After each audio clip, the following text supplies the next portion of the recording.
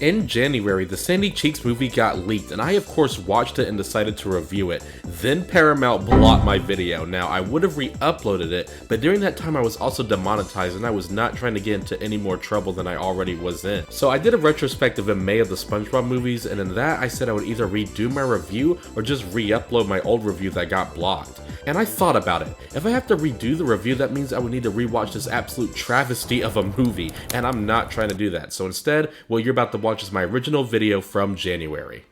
I'm a huge SpongeBob fan. I can carry a whole conversation with quotes from this masterpiece. The first movie is phenomenal. The second movie, while not great, is a very good surrealist comedy. And the third movie has really nice animation, but it's so unfocused and a huge mess, and it feels like a cash grab just so they can kick off a spin-off. The SpongeBob world is expanding whether we like it or not. Now we have a movie that focuses on the most objectively interesting resident of Bikini Bottom, Sandy Cheeks. Everyone's a fish, but Steven Hillenburg really just said, yeah, whatever, throw a squirrel in there, it'll be nuts.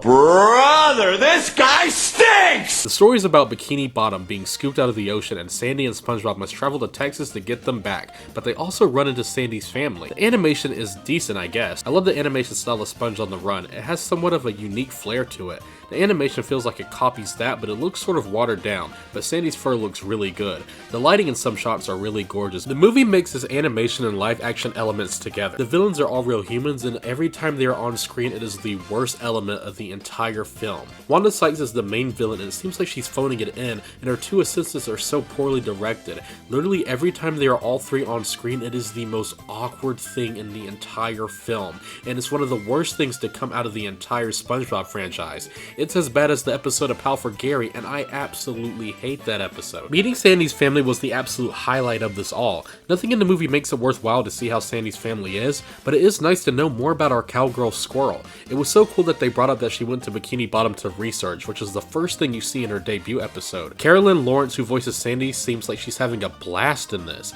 She's been voicing this character since the beginning of the series, but here is where she truly shines. Sandy has talked about Texas a lot in the show. She would kill for the state.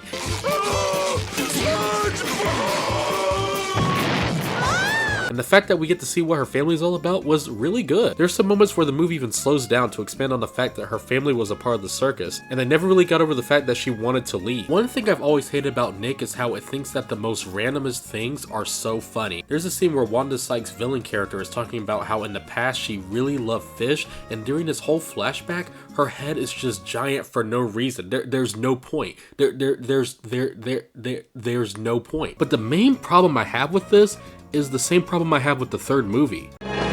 Where's the love? The first SpongeBob movie is canonically the finale of the entire series. No matter what episode the show ends on, in the timeline, the first movie is the final part of this long-running series. The second movie, while not as great as the original, has its charm and a story that does have some passion in it. The third movie is a retread of a previous plotline from an episode, but it all ties into a spin-off show. There's no love here. The first two SpongeBob movies feel like films that Nick wanted to make, but these two movies feel like something they had to make, to capitalize on a brand just to expand it for no reason. I hate that the animators who worked on this had their project leaked before this was all released. It really sucks, but after watching this, it feels like there was nothing of value here. This feels absolutely soulless. A very soulless SpongeBob movie, and probably one of the most soulless things to ever come out of this long-running franchise.